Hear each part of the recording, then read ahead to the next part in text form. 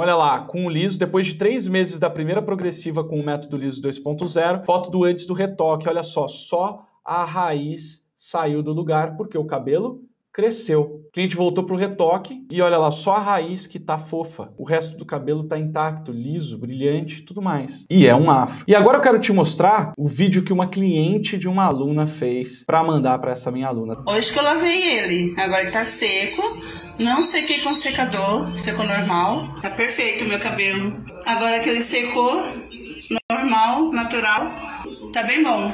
Obrigada. Olha o jeito que era esse cabelo. Olha o jeito que era esse cabelo e olha o jeito que ele ficou. Show de bola! Imagina você conseguindo fazer esse tipo de resultado na tua cliente com uma aplicação.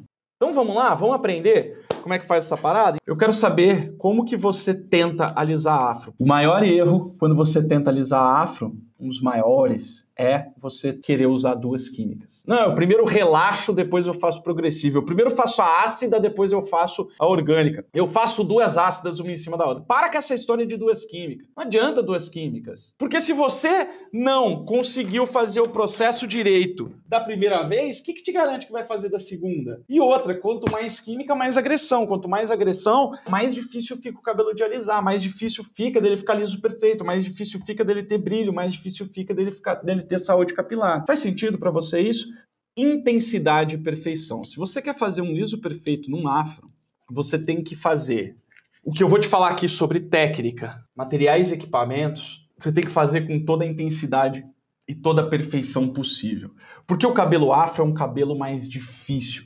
E por ele ser mais difícil, óbvio, né? Porque ele é mais cacheado, ele tem a onda muito mais curta, ele tende a ter uma característica de ser impermeável. Então o cabelo afro, de todos, ele é o que menos aceita erro. Um pequeno deslize na sua técnica, nos seus materiais e equipamentos, mas principalmente na sua técnica, faz com que o liso não fique liso ou volte quando você faz um afro, tá?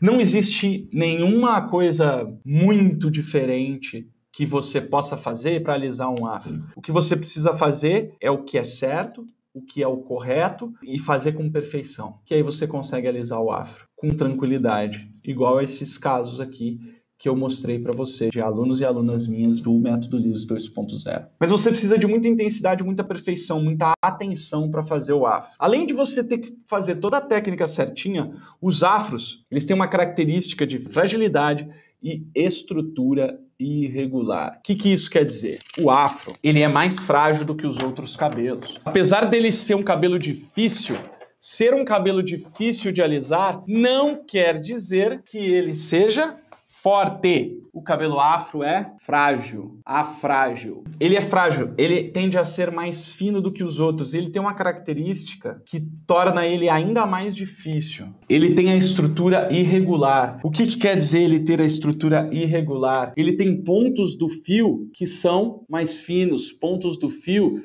que são mais espessos. Ele tem torções no seu comprimento, que toda torção que o cabelo faz, ele fica mais frágil naquele ponto. Então ele tem pontos no mesmo fio, mais fortes, mais resistentes e extremamente frágeis. Por que isso é difícil? Porque você não pode botar, por exemplo, muita força nem muito calor na hora de alisar um afro, porque senão a parte mais frágil não aguenta e esse cabelo arrebenta. Ao mesmo tempo, você não pode fazer levinho, porque senão você não consegue alisar as partes mais resistentes. Então você tem um misto de cabelo resistente e frágil no mesmo fio.